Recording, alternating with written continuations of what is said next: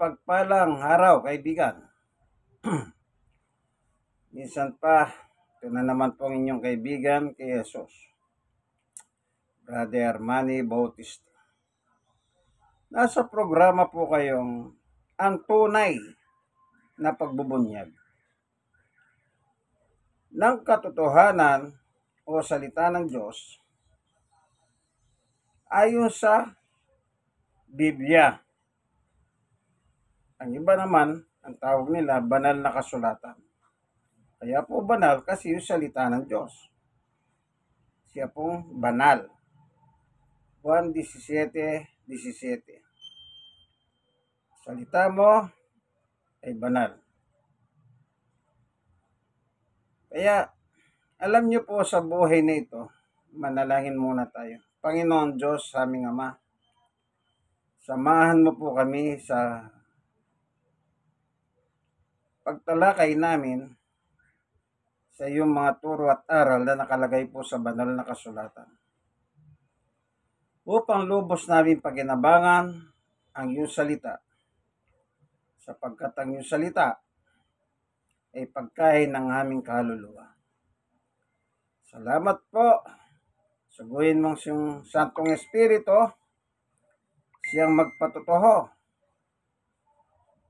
sa kalagitnaan namin. Sa ngalan ni Jesus, Amen and Amen. Alam niyo po, ang Biblia ginagamit to correct para ayusin ang ating pananampalataya. Yung iba, kapag nagbabasa ka ng Biblia in public, sa publiko, may nagagalit. Iba't ibang salita ang maririnig mo, mararanasan mo, pangungutsa, na hindi po maganda sa pandinig sa tenga. Samantalang nagbabasa ka lang ng Biblia. Ano po? Kasi po sa pagbabasa mo sa Biblia, talagang may masasaktan at may masasaktan. Hindi talaga maiwasan yan eh. Ano po? Paano mo ituturo ang salita ng Diyos kung hindi ka gagamit ng Biblia? Ang sabi naman ng ibang reliyon, ayan, maingay na naman. Pero po bang hindi maingay na nangangaral? Kaya lagi ko sinasabi, pag nangangaral na po ako in public, dapat magpasalamat nga kayo. Dahil mayroon man nagpapahalahala sa inyo tungkol sa turo at aral ng Panginoon Diyos. Hindi yung nagre-reklamo kayo. Napaka-sensitive ng mga tao. Akala mo pag may reliyon na sila, guarantee na papasok sila sa langit. Hindi naman po pinag-uusapan kung sino papasok sa langit na reliyon. Ang papasok sa langit, tao.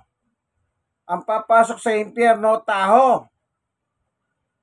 Hindi po reliyon. Akala ng iba, kung mo yung isang reliyon, magandang turo, yes yung magandang turo ng kabila, lipatan. Tapos makikita pa nila sa camera, ito po galing sa ibang reliyon ito. Ganon din po sa kabila, pakikita nila, ito galing sa ibang reliyon. Pero hindi nila pinapakita, ito na po yung lumaya sa amin. Bakit yung bagong lipat na galing sa ibang reliyon, sinasabi nyo sa video? Bakit yung umalis sa inyong mga reliyon? Alam nyo naman kung sino yung lumaya sa inyo eh. Bakit hindi niyo masabi-sabi? Ito po, nilayasan na po kami. At lumipat po sila sa iba. O, hindi po ba may katusuan? Kaya sabi ko nga po, ang reliyon parang recruiter. Recruit dito, recruit doon. Ano po? Para maipakita nila na sila'y lumalaki sa bilang. Pero hindi po yun ang mahalaga sa Diyos eh. Ang mahalaga doon, yung pananampalataya ng tao. No po? Kasi pagharap sa Diyos, kanya-kanya tayong pagharap. Hindi po kasali dito yung, halimbawa, pwede ba bang arborin yung pamilya mo sa Diyos? Hindi po. Kanya-kanyang turo ay kanya-kanyang pagharap. Individual. Halimbawa, 10 kayo sa pamilya, lahat kayo aharap sa Diyos. Yung ginawa mo, yun. Yun ang titignan ng Diyos kung karapat-dapat ka sa langit o karapat-dapat ka sa apoy ng impyerno. Ano po? Kaya yung mga ibang reliyon, recruit dito, recruit doon. Pero kung titignan mo ng aral nila, ay, bahala na po kayong umusga. Ako, hindi ko po sila inuusgahan. Bumabasa lang ako ng Biblia, then tinitignan ko yung mga haral nila kasi yun po ang napapanood ko sa social media. Kaya napakaganda po yung internet, ano? Magbuhat po ng mauso yan. Lalo pong dumami ang matutunan mo sa mga iba't ibang sekta ng reliyon.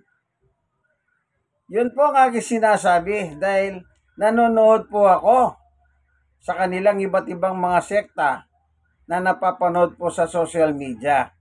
Kaya nalalaman ko po kung ano ang reliyon ng kanilang pananampalataya. Kaya minsan nasasabi ko yan. Pero hindi ibig ko sabihin, yan ay naninira na ako. Kundi bumabasa ako ng Biblia, then kinukumpara ko po. Kasi nga, ang Biblia ay, ito po yung pwede nating gamitin para ayusin yung pananampalataya. Kaya madalas ko po sinasabi, kung ayaw mo lumipat, di wag ka lilipat. Pero yung pananampalataya mo, ayusin mo. Hanggat nabubuhay ka, i-correct mo. Kasi pag nagkamali ka, ay sigurado ang ending niyan mali. Kasi mali ka eh. Tingnan po natin ang sinasabi ng Biblia. Ganito po. Ang sabi ni Apostol Pablo sa 2 Timothy chapter 3, verse, ito po, babasahin ko po. Sa 14, ngunit ikaw, magpatuloy ka sa mga aral na natutunan mo at matibay mong pinaniniwalahan sapagkat kilala mo ang mga nagturo nito sa iyo. Sa 15, mula pa sa pagkabata, alam mo na ang banal na kasulatan na may kapangyarihan magbigay sa iyo ng karunungan tungo sa kaligtasan sa pamamagitan ng pananampalataya kay Kristo Jesus. 16. Ang lahat ng kasulatan ay kinasiyan ng Diyos at kapaki-pakinabang sa pagtuturo ng katotohanan, sa pagsaway sa kamalian, sa pagtutuwid, sa likong gawain, at sa pagsasanay para sa matuwid na pamumuhay. 17. Upang ang lingkod ng Diyos ay maging ganap at tanda sa lahat ng mabubuting gawain. Ayun po, Ikalawang Timoteo chapter 3 verse 14 hanggang 17 ang binasa ko. Kaya po itong Biblia po ang ginagamit to correct. Tignan nyo po ang nangyari nung araw sa kwento ni Apostol Pablo. Tignan nyo po ang kanyang kwento. Ito po ay personal niyang testimony. Ano po? Tungkol po sa mga tao. Tingnan natin. Dito po, babasahin natin. Ganito po, inahanap po natin. Lagi ko sinasabi, wala po akong kodiko. O anumang babasahin, o anumang Wala akong laptop o na ginaganon. Ni scroll lang, wala. Ano po? Wala akong outline. Ganito, sabi ni Pablo.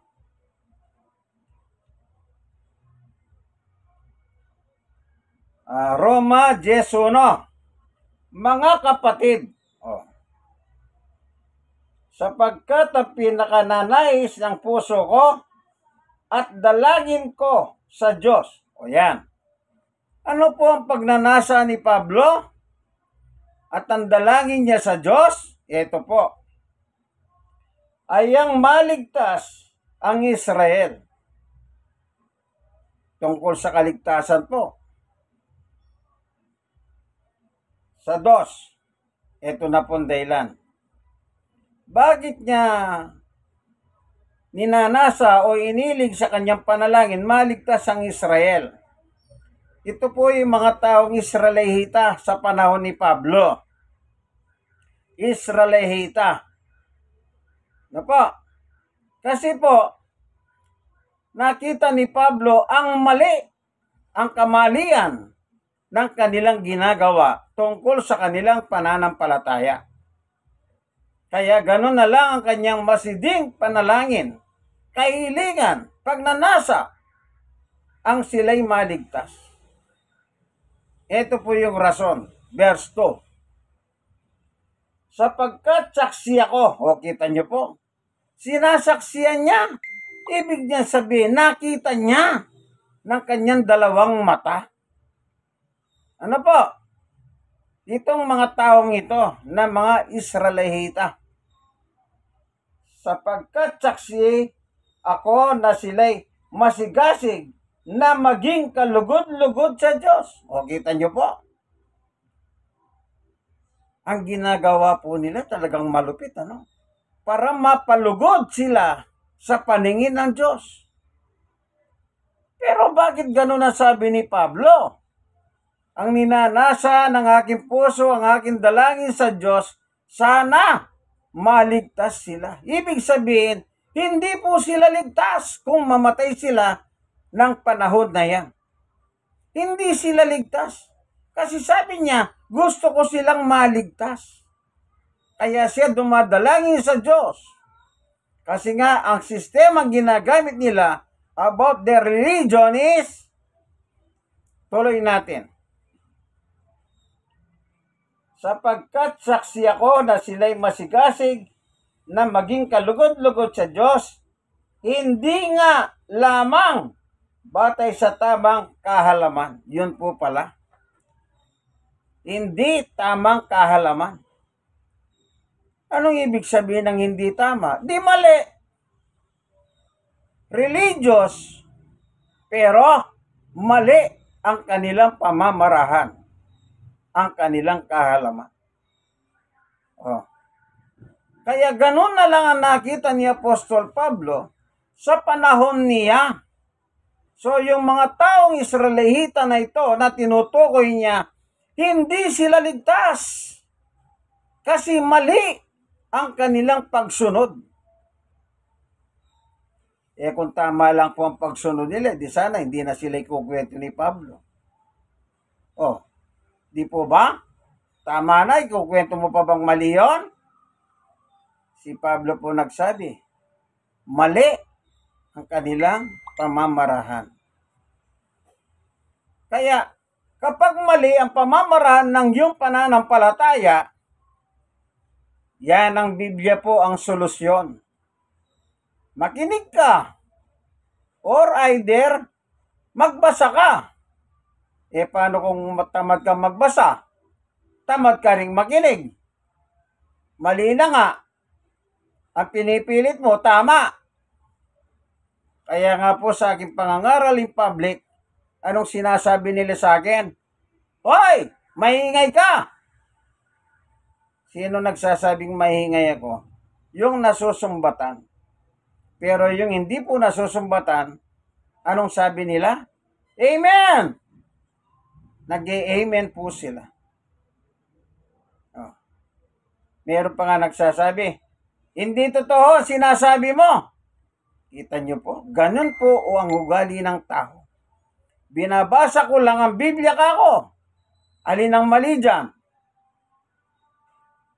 Mali ang salita ng Diyos? Mali ang turo ng Diyos? Mali si Yesu Kristo? Oh. Sige, kung mali ang aral ng Diyos, pag nagkasakit ka, huwag kang dudulog sa Diyos. Huwag kang magmamakahawa sa Diyos. Patunayan mo, hindi totoo ang nakasulat sa Biblia. Natatahimik po sila. Ba't hindi sila matahimik? Sabi ko nga po sa inyo, nagbabasa lang ako. Hindi ko po dinadagdagan, hindi ko binabawasan. Kung ano'y nakasulat. Kagaya na sinabi ni Pablo, meron ba akong dinagdag? Meron ba akong binawas? Wala po. Kaya Biblia ang gagamitin mo. Anong sabi ni Pablo sa 2 Timoteo chapter 3? Magagamit ang Biblia para correction, your faith. Kaya lagi ko nga po sinasabi, pag meron kang pananampalataya, tingnan mo, sukatin mo. Yung wala sa Biblia, itapon mo. Huwag mo nang gawin. At yung nakasulat sa Biblia, yun ang tanggapin mo. Alam niyo po, kapag pinagpilitan mo ang iyong pananampalataya narinig sa inyong mga leader, sa inyong mga tagapagsalita, na wala sa Biblia, ibig sabihin, nadaya kayo. Nadaya kayo ng dyablo. Nadaya kayo ng Antikristo. Yung Antikristo po, laban sa turo at aral ni Jesus. Ano po? Yun ang Antikristo. Sila po yung mga nanliligaw. Ano po? Nanliligaw sa taho. Kasi po, Antikristo nga sila. Yung aral ng Panginoong Yesus galing po sa Diyos. At yung aral ni Yesus dapat paniwalahan mo kasi galing sa Diyos yun. Doon ka magkakamit ng buhay na walang hanggan. Tignan niyo po ang paliwanag ng Panginoong Jesucristo ayon po sa kasulatan. Basahin ko po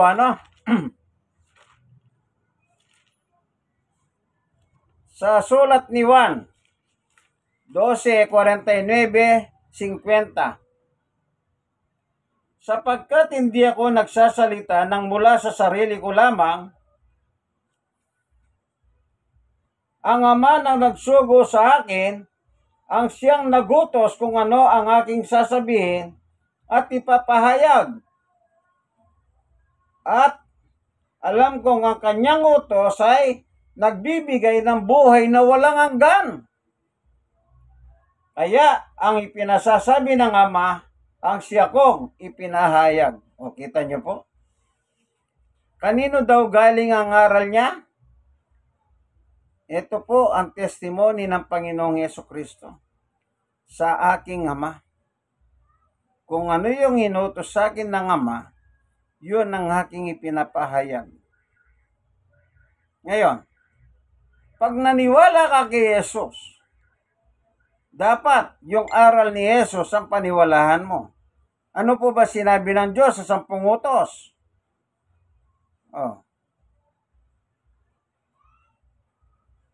Huwag mong gawin.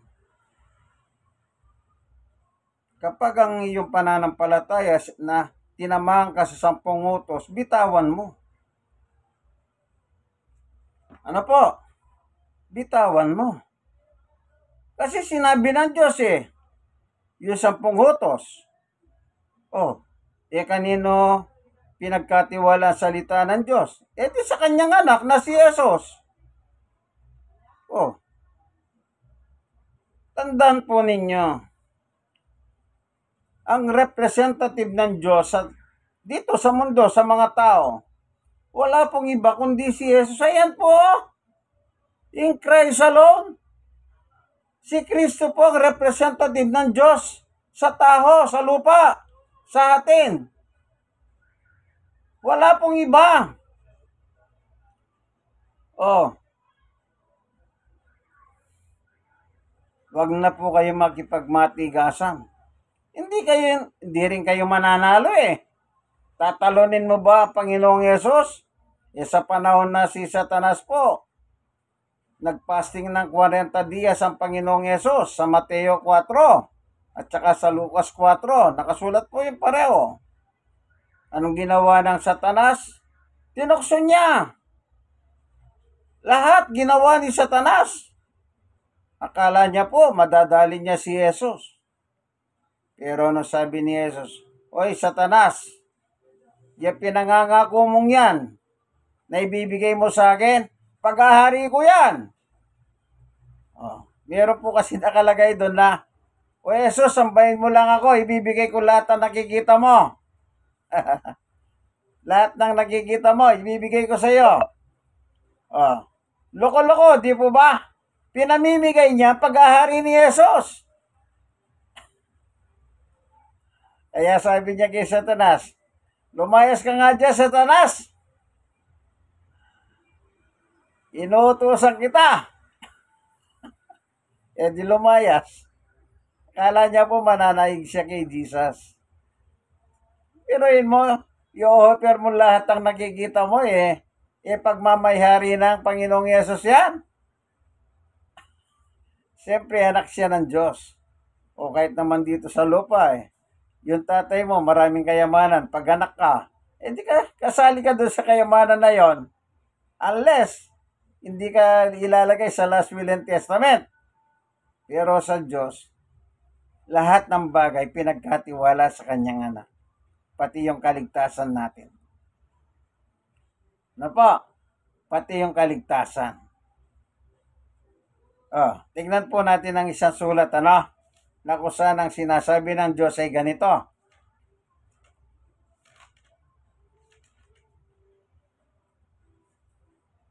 Tingnan muna natin yung salita ni Jesus bago tayo pumunta doon sa sinabi ng Panginoon Diyos. Meron po dito. Tingnan ko lang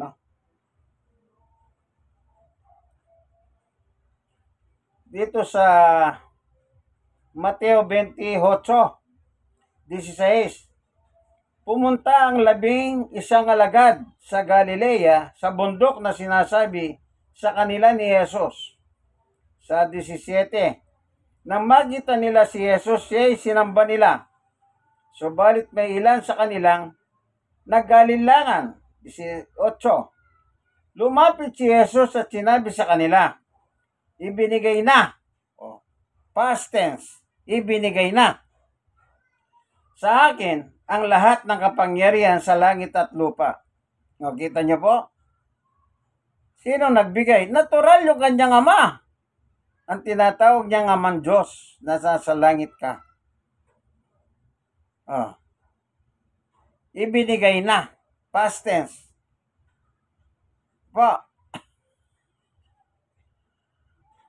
So, ang sabi naman ng Diyos, ayan. Dahil binigay na po ng Diyos ang lahat ng pamamahala sa langit at lupa ay Jesus. Ang mismong Panginoong Yesus po nagsabi ibinigay na. Tingnan naman natin ang utos ng Diyos. Sa Mateo, mapakaliwanag na pong pagkatagalog Ewan ko ba yung mga ibang reliyon? Pinipilipit pa nilang mga talata ng Biblia. Pupunta ng impyerno yon, taga-Pilipit. Pipilipitin sila doon sa impyerno ni Satanas. Ganito po ang Mateo 17. Una, pagkaraan ng 6 na araw, isinama ni Jesus si Pedro at ang magkapatid na Santiago at Juan. At sila'y umakyat sa isang mataas na bundok. Kita niyo po? Si Jesus kasama si Pedro at ang magkapatid na Juan at Santiago. 4 lang po sila. Wala na pong iba.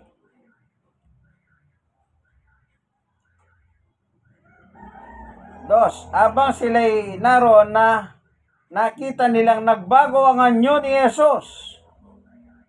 Nagliwanag na parang haraw ang kanyang muka at nagdingning sa kaputihan ng kanyang damit. 3. At nakita ng tatlong alagad. Sino yung tatlo? Si Pedro at ang magkapatid na Santiago at Juan. Nakita ng tatlong alagad sina Moises at Elias na nagkikipag-usap kay Jesus. 4. Sinabi ni Pedro kay Jesus, Panginoon, mabutit narito kami. Kung gusto ninyo, magtatayo ako ng 3 tolda. Isa sa inyo, isa kay Moises, at isa kay Elias. 5. Habang nagsasalita pa si Pedro, nililiman sila ng napakaliwanag na hulap. Mula rito may tinig na nagsabi, ito ang minamahal kong anak, na lubos kong kinalulugdan, pakinggan ninyo siya. So, ang utos ng Panginoon Diyos sa mga halagad. Pagka-alagad ka, kaibigan, kasi nakalagay dito alagad ang tawag kina Pedro. Kung ikaw mismo nanonood ng video ito, alagad ka ng Diyos kay Kristo. Ang sabi ng Diyos, ano po sabi niya? Ulitin natin sa 5. Habang nagsasalita pa si Pedro, nililima sila napakaliwanag na hulap. Mula rito may tinig na nagsabi, ito ang minamahal kong anak na lubos kong kinalulugdan, pakinggan ninyo siya. Sino ang pakikinggan mo, kaibigan, kung alagad ka nga ng Diyos kay Kristo? Ang kanyang minamahal na anak, walang iba kundi ang ating Panginoong Jesucristo. Kita niyo po, isa lang ang pakikinggan mo kung alagad ka. Sino? Ang Panginoong Jesucristo ayon sa utos ng Panginoon Diyos o Amang Diyos na nasa langit. Nagsalita po siya. Wala silang nakikita ng anyo. Yung tinig naririnig ng 3. Ito, tinutukoy niya si Jesus, ang aking minamahal na anak. Nalubos kong kinalulugdan, pakinggan ninyo siya. Pagdating sa pananampalataya, sinong pakikinggan? Ang Panginoong Jesucristo. Sino ang may utos? Ang Panginoon Diyos. Sino ang Panginoon Diyos? Siya ang gumawa ng langit at lupa. Lahat ng nakikita at hindi nakikita, ginawa lahat ng Diyos sa pamamagitan ng kanyang anak na si Jesus.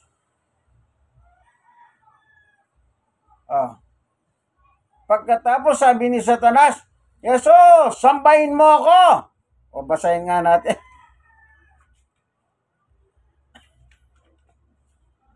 Ano pa?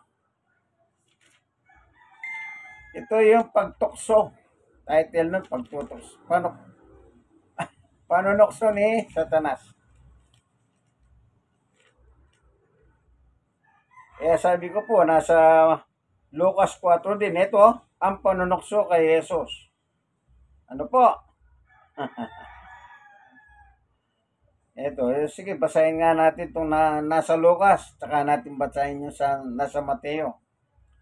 Mula sa Jordan, Lucas 1 po, Mula sa Jordan, bumalik si Jesus na puspos ng Espiritu Santo. Dinala siya ng Espiritu sa ilang. 2. At sa loob ng 40 araw, ay tinukso siya ng dyablo. Hindi siya kumain ng anuman buong panahong iyon.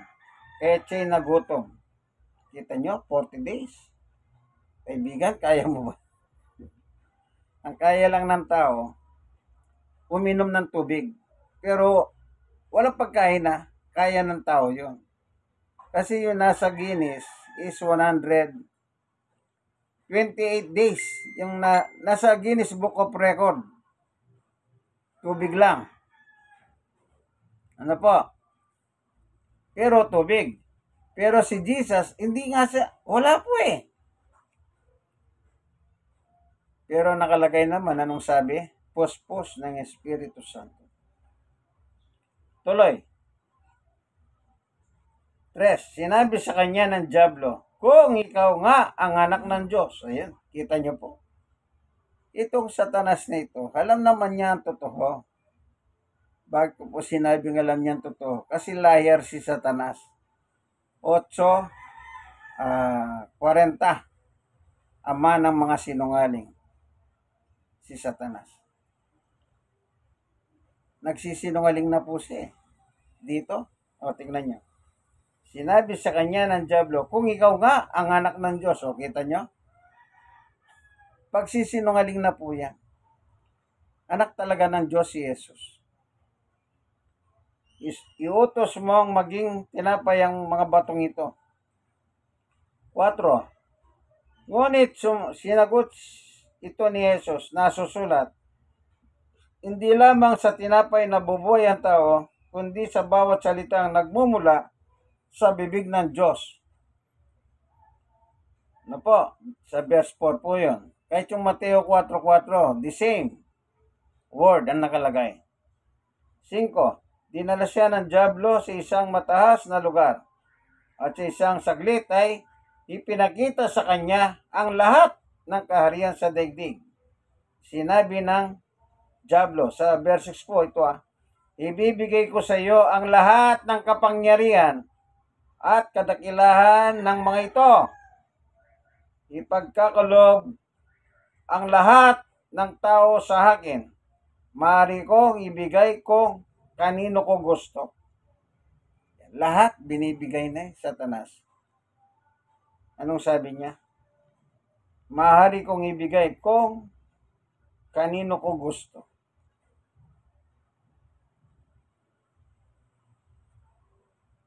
Yun po ang panonokso. Lahat ng bagay sa lupa tignan niyo po ang kasinungalingan.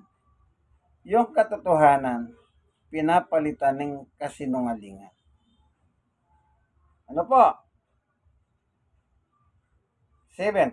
Kung ako'y sasambahin mo, magiging iyon na ang lahat ng ito. Kita niyo po. Kung gusto niya raw ibigay kung kanino. Pero may kapalit. Sambahin mo ako. Ano pa sabi ni Satanas? Kaya't kung ako'y sasambahin mo, magiging iyo na ang lahat ng ito. Pinamimigay niya paghahari na mismo ng Panginoong Yesus ang lahat ng yan. Ano po?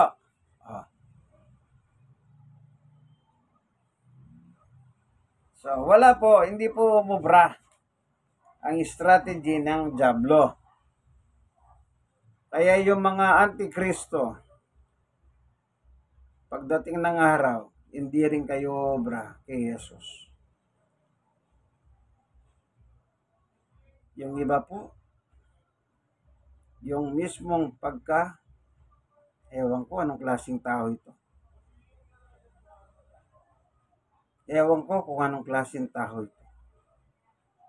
Bakit ang dami nilang kinakalkal, pati ang pagka-Diyos ni Jesus, kinakalkal nila. Kesyo, hindi sila naniniwala si Jesus ay Diyos. Kasi nga daw po, ang dahilan nila, iisa lang ang Diyos. Ang Diyos Ama. Pag sinabi mong Diyos si Jesus lalabas, di dalawa na ang Diyos. Sila na nagsasabi, dalawa ang Diyos. Wala naman ako sinasabing dalawa ang Diyos. Sila lang. Mayroon pa nagsasabi, tunay bang Diyos si Jesus? Di ba naman talagang antikristo ang mga ito? itatanong kung tunay na Diyos si Jesus. Kung ang Diyos ay tunay, natural ang anak ay tunay.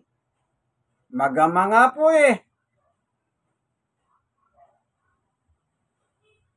Magama. Kung ang Diyos ay tunay na Diyos, naturalmente, ang anak, natural din Diyos. Lalo naman sila mayayari doon sa isang reliyon. Aba, kahit na maganda barabarangay ang Diyos, sabi niya, kita nyo po. Tiklop sila. Kahit sindami pa ng barangay ang Diyos. Narinig ko po yun. Napanood ko. Kaya, pag mali ang pananampalataya, ikukorek mo sa pamamagitan ng Biblia. Ano bang, mahirap bang paniwalahan na si Jesus tunay na Diyos? Aba, anong gusto mo? Peking Diyos si Jesus? Kasi pag hindi ka naniwalang tunay na Diyos si Jesus, lalabas na si Jesus sa iyo ay peke. Peking Diyos. Kasi hindi ka naniniwalang tunay na Diyos si Jesus, di natural ang turo sa iyo, peking Diyos si Jesus. Pagkatapos, gumagamit pa silang talata. Sabi ko nga po sa kanila, lahat ng talata, basahin mo. Tungkol kay Jesus, lahat yan tinatanggap ko. Wala akong tinatapon, kahit anong Bibliang basahin nyo.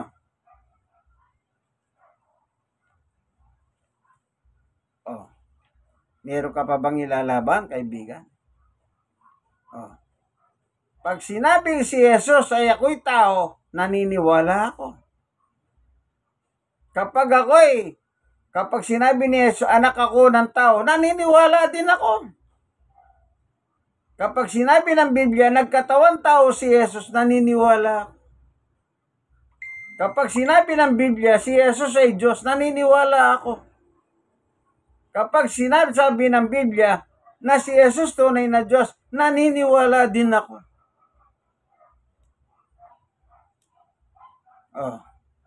Lahat. Kasi nasa Biblia, nakasulat. Kaya nga po sabi ko sa inyo, pag mali, Bibliang gagamitin to correct our faith. Gamit ko nga pala, Biblia ng mga pastor. Amen. Bakit ko po ito ginagamit? Lahat na nakasulat dito, sumasangayon po, 13 simbahan. Iba't ibang denomination, iba-ibang paniwala. Hindi po sila,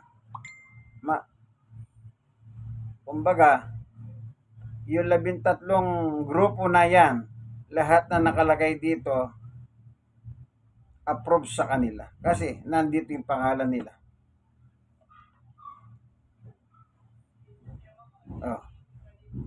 Kaya tatandaan mo, kaibigan, ano man ang nakalagay sa Biblia?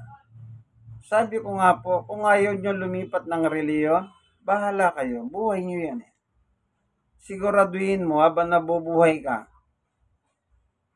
tama ang iyong pananampalataya. Kung ano yung nasa Biblia, yun ang yakapin mo. Ano po? Kasi pag hindi, sabi ni Pablo, nasaksiyan ko, sabi niya, itong mga taga-Israel, Israelita, mga taong Israelita, gusto nilang maging kalugod-lugod sa Diyos, pero mali ang pamamarahan nila. Hindi po pala sila pupunta sa langit. Doon sila sa apoy ng impyerno. Bakit? Ang gusto ko, sabi niya, ang pinakananasa ng puso ko, ang dalangin ko sa Diyos, na sana maligtas sila. Di ibig sabihin, hindi pala ligtas. Opo, kasi po, mali ang kanilang sistema o pamamaraan para magbigay lugod sila sa Diyos. Meron pong talata, babasahin ko.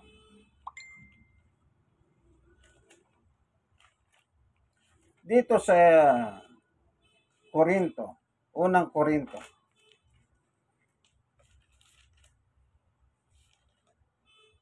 sa 6. Babasahin ko po Ang sabi ni Apostol Pablo ay ganito. Sa chapter 6. Simulan na po natin sa 12. Medyo mahaba-haba. Pero hindi bali po, tsaga-tsaga lang, Total naman, kung nanonood naman kayo ng video ito, hindi, samahan nyo na lang po ako. 12. May nagsasabi, malaya akong makagawa ng kahit ano. Ngunit, ang sagot ko naman ay, hindi lahat ng bagay ay nakabubuti. Kita niyo po. Maaari ko ring sabihin, malaya akong gumawa kahit ano. Ngunit hindi ako nagpapahalipin sa anumang bagay. 13. Sasabihin naman ng iba, ang pagkain ay para sa tiyan at ang tiyan ay para sa pagkain. Totoo yan. Ngunit parehong sisirain ng Diyos ang mga ito. Ang katawan ay hindi para sa imoralidad, sapagkat ito'y para sa paglilingkod sa Panginoon.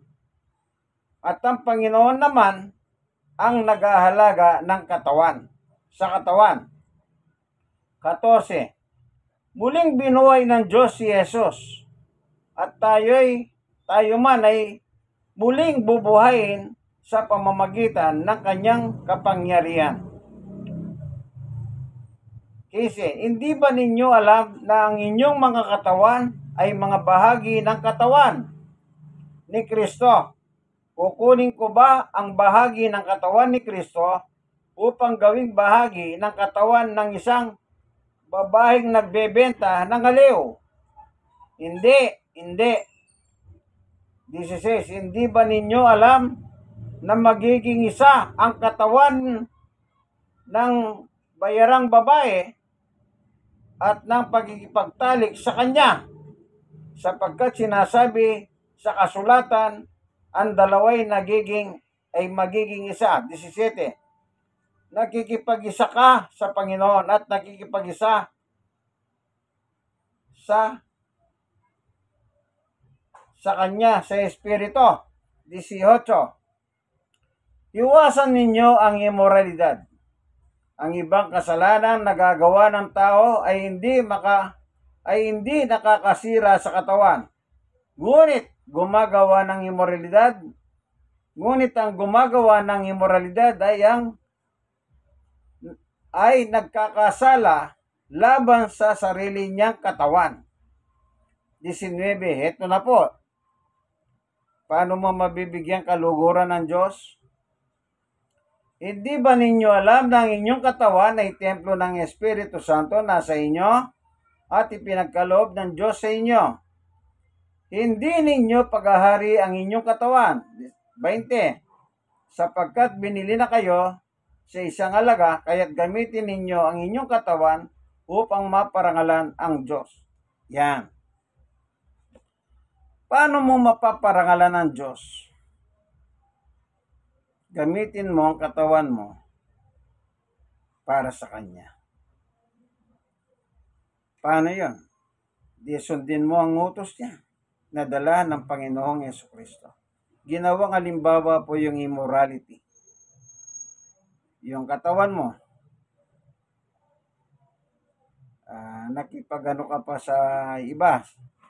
Anong sabi niya? Nagiging isa kayo sa kasalanan.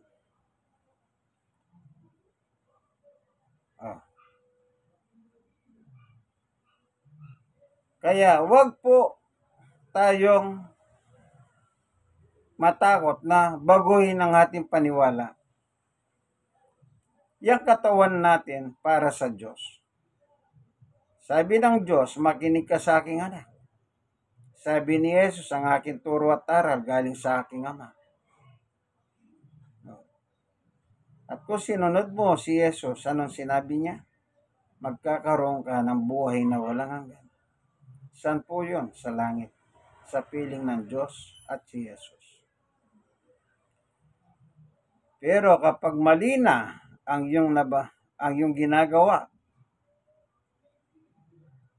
matakot ka. Bakit? Sabi ni Pablo, hindi ka ligtas. Kaya po gumagamit tayong Biblia.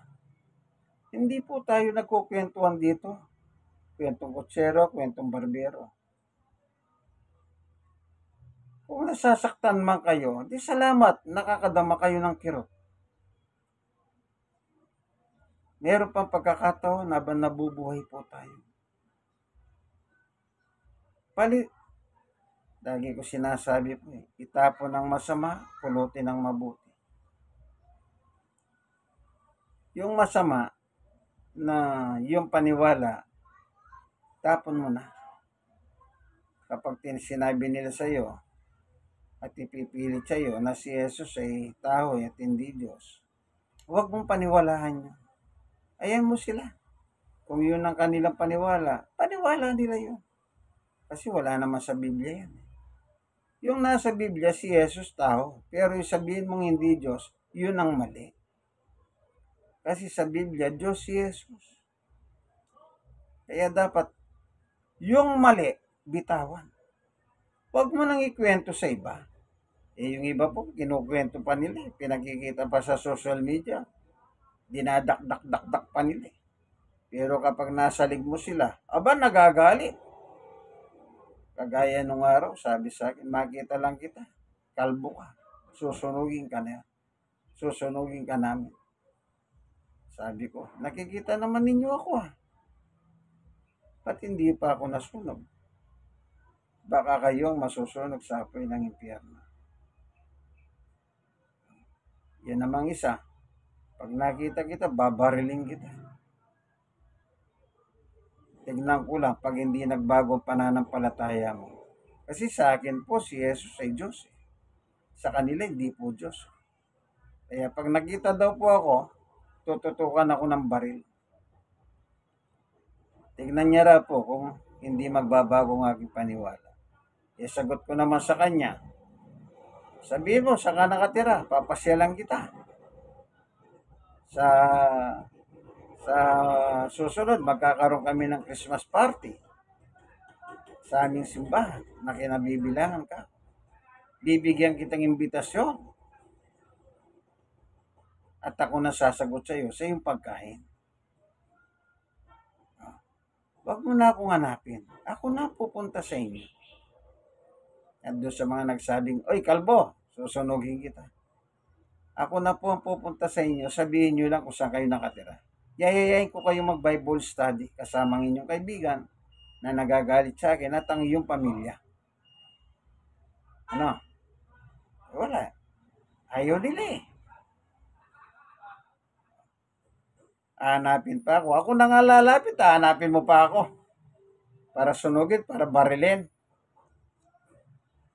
Samantalang pag pumunta ako sa inyo, pwede kang gumawa ng kaso. Trespassing. Meron ka ng rason para barilin mo ako. Meron ka ng rason para sunugin mo ako. Di po ba? Trespassing. Labag sa batas. Basta ka nalang pumunta ng walang pahintulot nila. Pero bakit ayaw nilang sabihin kung saan sila nakatira? Ayaw nila ng Bible study. Yun ang totoo. Ayaw nilang makinig sa Bible study. Ako po, kahit saan. Nakakarating po ako sa probinsya dahil lang sa Bible study. Kanya lang, medyo, alam niyo po, yung financing. Siyempre, pupunta ka sa probinsya, wala kang pera. Mamamasahe ka. Wala kang pagkain. Biyaya naman ng Diyos po. May nagpapakain naman sa akin. Nagbibigay ng pamasahe. Yan po kagandahan, Yan ang kagandahan. Meron po. Naglalahan po ang Diyos. Pinaglalahanan ako ng Diyos. Sabi ko, pupunta ako sa Bulacan. May naglalahan po. Kung minsan po, pinakain na ako doon. Pag-uwi ko, may dala pa po akong kung ano yung mga sometimes pinadadala. Sabi ko, wag po, baka masira sa dahan.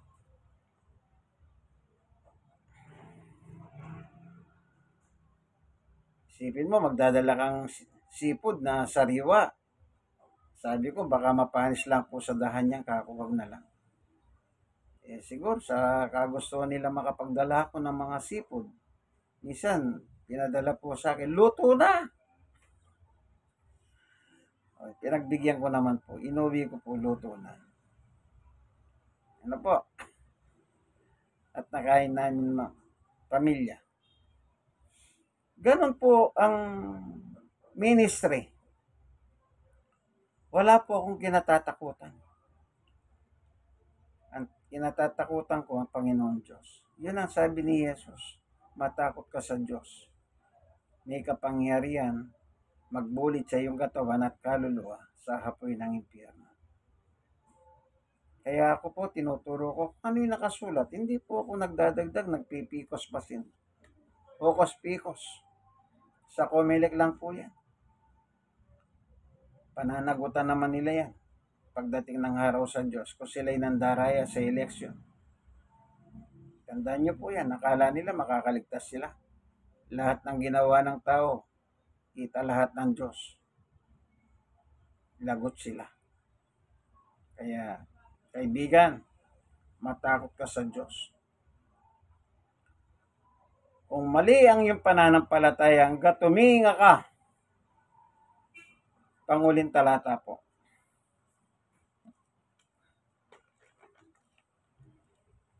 Dito po sa Ecclesiastes, meron po nakalagay dito.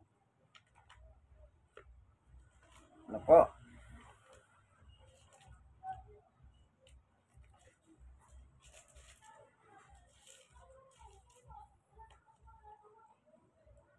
Ito po, mga ngaral. 12:1. Alalahanin mo ang iyong malika sa panahon ng iyong kabataan bago dumating ang mga araw at tahon na puno ng kaguluhan, panahong hindi mo na madama ang tamis na mabuhay. 2. Alalahanin mo ang Diyos bago makubli ang sikat ng araw, bago magdilim ang buwan at ang bituin, bago ka matabunan na makapal na hulap at madilim na hulap. Alalahanin mo siya bago umina ang iyong katawan. Senior citizen, pag senior, mahina ang katawan. Bago manghina ang iyong mga bisig, bago mawalan ng lakas ang iyong mga tuhod. Alalahanin mo siya bago mabungi ang iyong mga ngipin at bago lumabo ang iyong mga mata. 4. Alalahanin mo nga siya bago dumating ang panahon na sarado na ang mga pintuan at tumigil na ang tunog ng gilingan. Bago dumating ang panahon, madali ka nang magising sa imig ng mga ibon o ang tunog na hawitin ay tuluyan ng tumigil. 5. Alalahanin mo siya bago dumating ang panahong katatakutan mong umakyat sa mataas na lugar. Bago dumating ang panahon na di ka makalakad na mag-isa, bago pumuti ang iyong buhok at lipasan na ng pagnanasang sumiping sa minamahal. Darating ang araw na tayo pupunta sa uli nating antungan at marami ang tatangis sa lansangan.